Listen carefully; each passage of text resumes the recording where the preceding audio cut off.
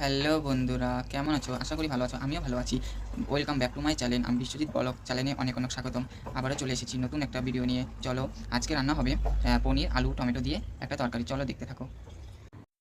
প্রথমে একটা গামলা নিয়ে নিচ্ছি, তারপরে জল নিয়েছি, তারপর আলুগুলো সব ছুলে নিয়েছি, তারপরে কেটে নিচ্ছি ছোট ছোট পনিরের মতন।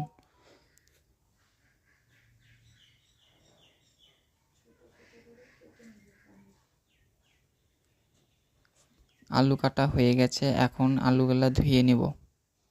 ধুয়ে থালার মধ্যে রাখবো।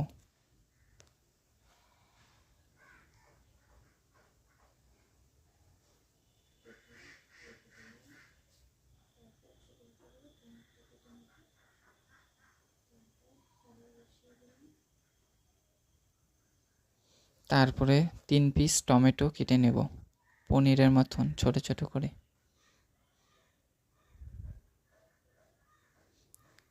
কেটে ধুয়ে নেব একবারে।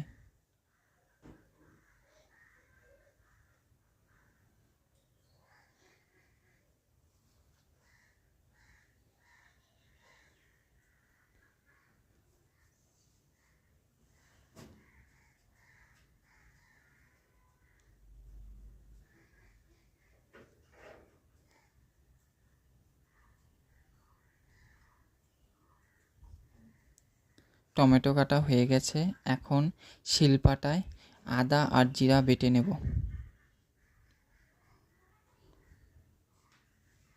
জিরা বেটে নেব।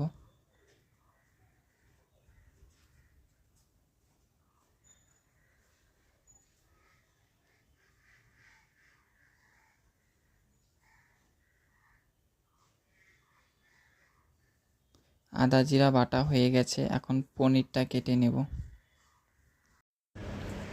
পনিরটা কেটে নিচ্ছি।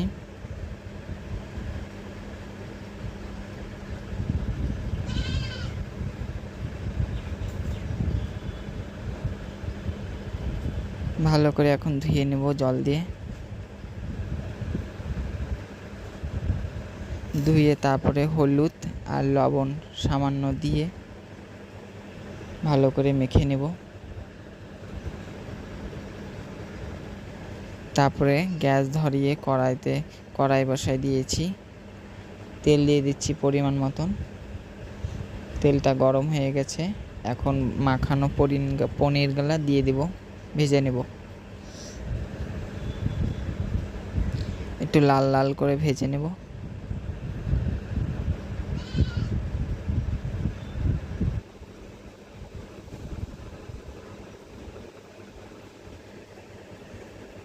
পনিরটা প্রায় ভাজা হয়ে আসছে আমার, লাল লাল হয়ে গেছে, এখন নামিয়ে নেব।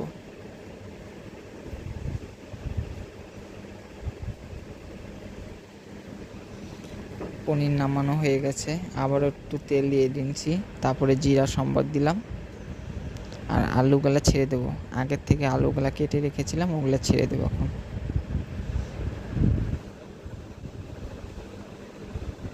আলুগুলা ভেজে নেব।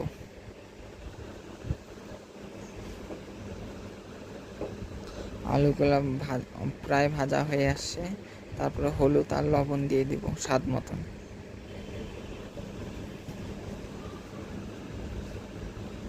তারপরে আদা জিরা দিয়ে দেব, তারপরে টমেটো কুচি দিয়ে দেব।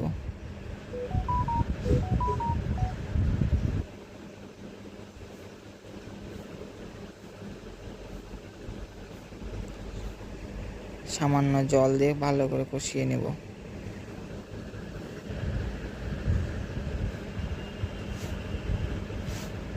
কষানো হয়ে গেছে, একটু লঙ্কার গুঁড়ো দিয়ে দিলাম।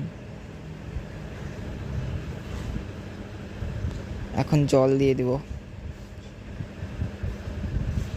জলটা প্রায় ফুটে গেছে, এখন পনিরগুলো দিয়ে দেব। পনির দিয়ে গরম মশলা দিয়ে নামিয়ে দেব।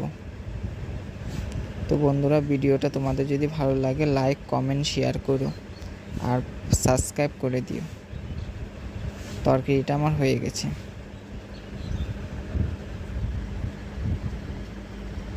বাই বাই বন্ধুরা।